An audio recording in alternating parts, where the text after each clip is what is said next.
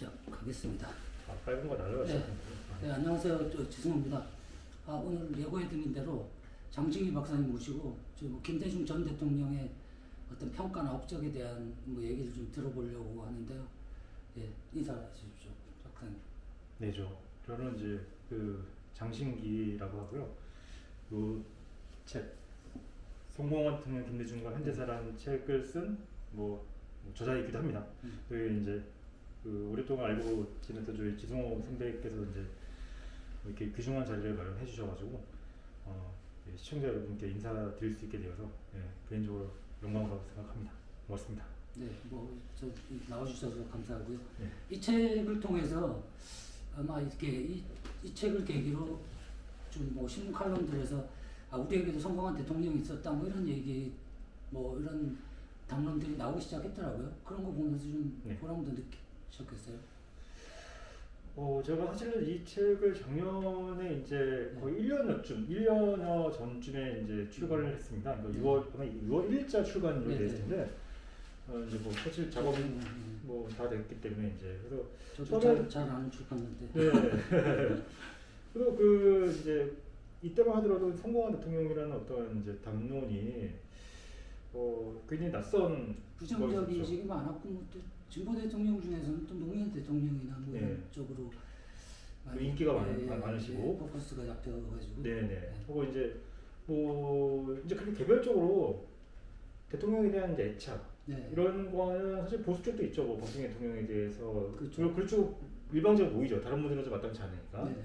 이제 그냥 보수 진보라고 나눈다면 진보 쪽은 이제 노 대통령에 대한 여러 가지 이제 좀 연민 이런 여러 가지 상황 때문에 좀 이제 많이 몰리는 게 있고 그리고 또 어쨌든 이제 여러 가지 업적이나 위상이나 이런 것 때문에 김대중 대통령도 일정 정도는 이제 있는 이런 상황이긴 한데 문제는 그건 다 떠나서라도 우리나라 이제 헌정사를 보면 이제 48년에 이제 그 대한민국 정부가 수립된 이후에 이제 나라 전체는 사실 발전해온 건 틀린 누가 틀림없지만 전직 때 대통령의 어떤 삶만 보면 특히 이제 대통령 재임 이후의 삶을 보면 좀 불행한 경우가 워낙 많잖아요. 감옥들도 많이 갔고 돌아가신 경우 이제 재직 중에 돌아가신 분도 계시고 그 이후에 돌아가신 분도 계시고 퇴임 이후에 감옥 가신 분은 또 많고 이런 좀 얼룩진 현대사에 또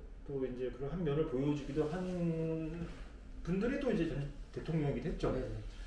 이제 심지어 감옥 가지 감옥을 가지 않았던 이제 그 김영삼 대통령 같은 경우에도 근데 다만 이제 그 97년 IMF 이제 구제금융 사태를 초래한 어떤 그런 이제 국가적 위기를 초래한 것으로 인해 일종의 책임 문제 때문에 사실상 이제 퇴임 이후에 거의 정상적인 활동을 하기 좀 어려운 형편이었고 이런 속에서 좀 성공한 대통령이라는 평가를 이렇게 딱 규정하고 그거를 이제 그에 맞는 어떤 입장을 이제 개진한다는 게 좀 어려운 게 현실이었죠. 그래서 저는 사실 그것 때문에 김대중 대통령은 좀 종의 꿈을 넘어갔다. 이렇게 생각한 바가 컸고 그런 차원에서 이제 하나의 문제의식을 갖고 있었고 또 이제 김대중의 인물 자체는 사실은 이제 모든 대통령이 이제 다 그 집권 기간 동안 이제 막강한 어떤 권력을 갖고 정책을 추진해서 뭔가 이제 이렇게 일을 하지만 그런 정치가로서의 측면도 이제 있지만은 사실 이분은 제가 생각하기에는 거의 르네상스형 지식인이 할 수 있을 정도로 그러니까 당대 최고의 지식인이에요. 사실 따져보면 사상가라는 또 무방하죠. 왜냐면 우선은 이제 이분은 본인이 직접 다 글을 썼기 때문에 그러니까 단순히 대통령으로서 이렇게 워낙 권력이 크니까 어떤 말을 하고 이런 것들을 그냥 분석하고 이런 게 많지만 이분은 그거와 상관없는 시절에 본인이 직접 이제 젊었을 때부터 직접 말하고 쓴 글 이런 것들이 실제로 남아 있고 이분이 이거는 그냥 본인이 직접 어떤 사상으로 충분히 평가할 수 있을 만한 그런 자료들도 있는 이런 좀 뛰어난 인물이다 보니 이런 것들을 감안해서 어떤 이제 성공한 정치가 대통령, 위능한 대통령 이런 관점에서 이제 김대중의 인물을 포커싱하고 한편으로는 또 이제 이분의 여러 가지 활동 상황이 되게 많지 않습니까? 네. 이걸 좀 이제 하나의 좀 이제 종합적인 약간 이제 백과사전 비슷하게 정리하는 게 필요하다. 분산 뭐 남북 관계니 뭐 여러 분야별로 논문들이 꽤 많아요. 제가 예전에 뭐 좀 우리가 논문을 이렇게 좀 이제 종합적으로 이렇게 정리한 사이트를 한번 검색해봤더니 네. 김대리 대통령이 정말 많습니다. 정말 제일 많았던 걸 제 기억을 하는데 우선은 그러니까 영역별로 하는 일이 많으니까 이제 그렇게 되고 정치도 오래 하셨고 또 네. 그러니까 이제 그냥 정책적으로도 이제 분야별로 하신 게 많고 그래서 한 건데 이게 이제 종합적으로 어떻게 좀 특히 대중적으로 정리해서 알려줄 수 있는 텍스트가 없다는 거에 대한 좀 이제 제 개인 연구자로서의 좀 이제 문제의식도 있었고 해서 네. 정리를 해보겠습니다. 네. 이게 워낙 김대중 대통령은 본인도 글을 많이 쓰셨고 현대사에 워낙 중요한 장면들이 많이 계셨기 때문에 자료도 많아가지고 그걸 다 보신 정리하는 게 쉽지 않았을 것 같아요. 우선 뭐 제가 이제 제가 하는 일 자체가 김대중 대통령에 대한 자료를 연구하고 정리하고 연구하는 일을 좀 하고 있다 보니 뭐 그거 자체가 이제 많이 이제 뭐 다른 분들보다는 확실히 이제 먼저 알 수밖에 없는 또 전문적으로 볼 수밖에 없는 이런 그런 이제 뭐 유리한 지점이 있긴 한 거죠. 뭐 그런 것 때문에 이제 좀 이제 뭐 연구하고 어떤 글을 쓰는데 좀 유리한 지점이 좀 있었고요. 해서 이제 뭐 일을 하면서 사실 이제 그런 측면에서 기본적인 이제 자료들 많이 볼 수 있었으니까 그런 거에 대한 어떤 이제 도움이 좀 있었던 거죠. 근데 이거는 워낙 뭐 알려진 저하고 이제 만나는 게 서프라이즈 때 저하고 같이 만나셨잖아요. 대자보도 있을 겁니다 아마. 대자보에서는 제 글을 뭐 객원으로 쓰긴 했지만 이렇게 멤버라고 하긴 좀 어려웠던 것 같아요. 어쨌든 20년은 넘었습니다. 네.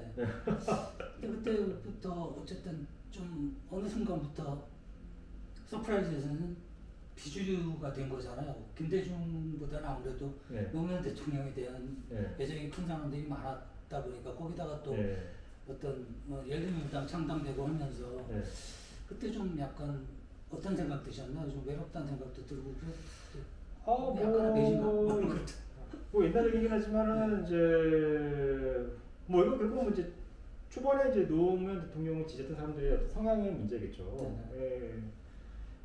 제가 예전에 한번 그냥 좀 분석을 해본 적이 있었는데 그냥 진짜 이제 초기 노사모라고 볼 수 있는 저도 이제 그런 사람 중에 하나였고 그 맥락에서 이제 당시 뭐 이인재는 이창을 이길 수 없다 노무현 필승론이라는 책도 이제 쓰게 된 건데 저 같은 경우가 전형적인 이제 약간 이제 소위 이제 친 김대중 입장에서 노무현을 통한 정권 재창출이라는 관점에 좀 포커싱을 두는 인식을 가지고 있는 사람들이 좀 있었고 또 하나는 완전히 이제 당시에 90년대 때 되게 주된 담론 중에 하나였던 상김청산론을 비롯해서 이제 정당 정치 개혁론 그래서 이게 나중에 뭐 그냥 조금 거치게 얘기하면 아까 그 당시 이제 개혁당이라든지 뭐 이렇게 이제 그래서 결국은 김대중 대통령을 뭐 여러 가지 인정하는 건 당연히 있지만은 또 한편으로는 이제 구정치 이런 관점에서 조금 이제 상당히 좀 이제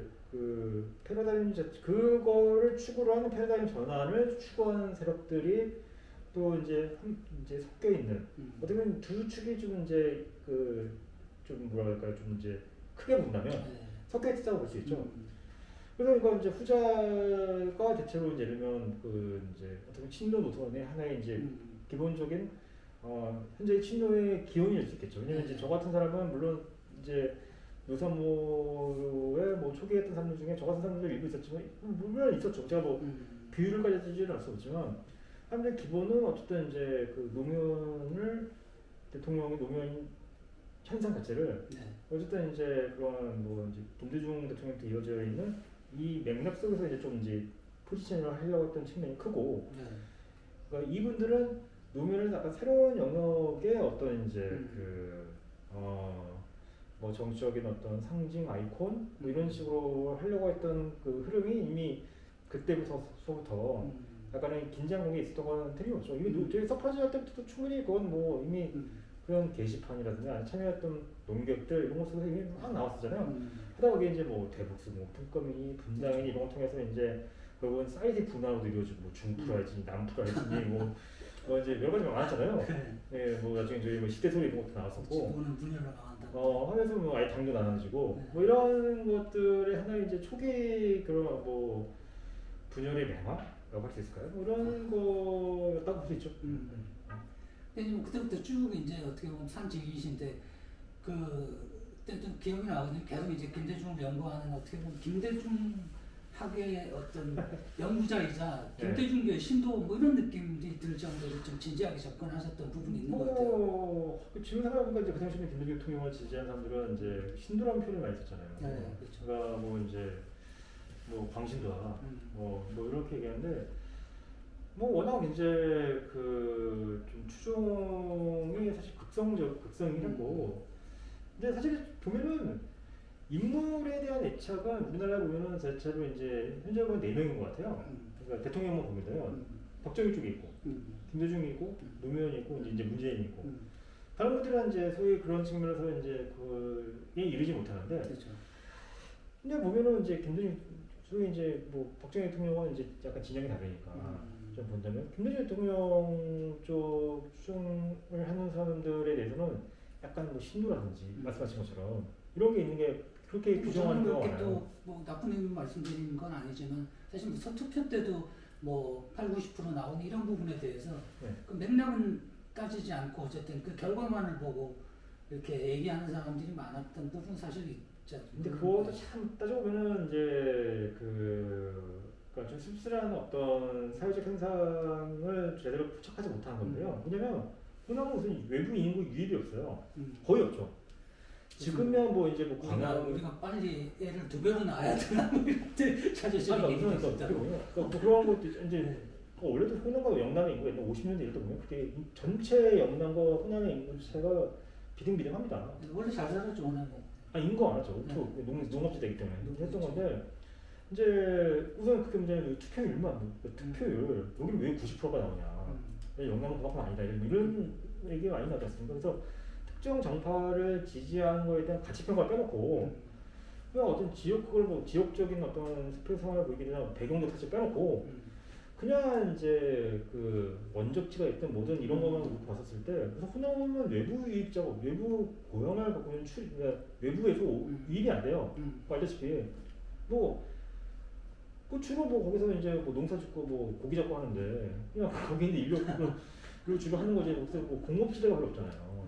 공업지대 있어도 작으니까 자칫 그 지역 내에서 그냥 오고 갖고 하는 거지 외부에서 유입이 적지 않습니까? 근데 영남지방 같은 우리는 경인 지역과 함께 양대 동업지대 아닙니까? 그러니까 이제 뭐 금융이 여러 이제 뭐 중심지는 당연히 서울이니까 서울 중심으로 이제 서울 수도권이니까 여기 가장 많이 몰리는 거는 뭐 그렇고 그다음 이제 축은 당연히 영남 지역이 몰려 있잖아요. 그쪽은 그러니까 외지인들이 많이 오는 거예요. 그래서 그러니까 거기에는 투표율만 갖고 있는 단순 비교만 하는 것 자체가 우선 맞지가 않아요. 그래서 예전에 김대중 대통령이 이제 87년 이후에 가령 부산만 하더라도 호남 당시 항우의 호남 출신 인구가 부산에 한 9% 된다고 했어요. 9에서 10% 된다고 했었고 제가 지금 기억이 맞는 뭐 이건 진짜 아무런 사전 조사 없어서 그렇지만 아마 87년 대선 때가 대략 그만큼 나왔을 거고 92년 대선 때가 조금 더 나왔을 거예요. 근데 뭐 어쨌든 이제 모든 사람이 지역적인 요인만 갖고 투표하는 것도 아니지 않습니까? 그러니까 그러면 그 지역이 이 지역이냐 사실 그냥 지역적인 요인이 그만큼 강력했다.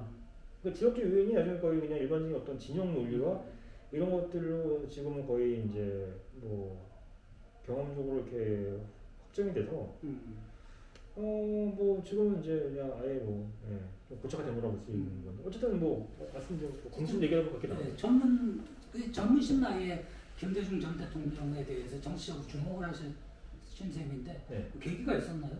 김대중 대통령이 뭐 우선은 이제 저는 개인적으로 90년 3당 합당이 컸던 것 같습니다. 왜냐면 이제 그때 이제 제가 이제 중3이었나? 뭐 요즘 정신식 굉장히 일찍. 그냥 그 단순한 어떤 정의감에 이거 쉽게 쉽게 왕따 시킨 거잖아요.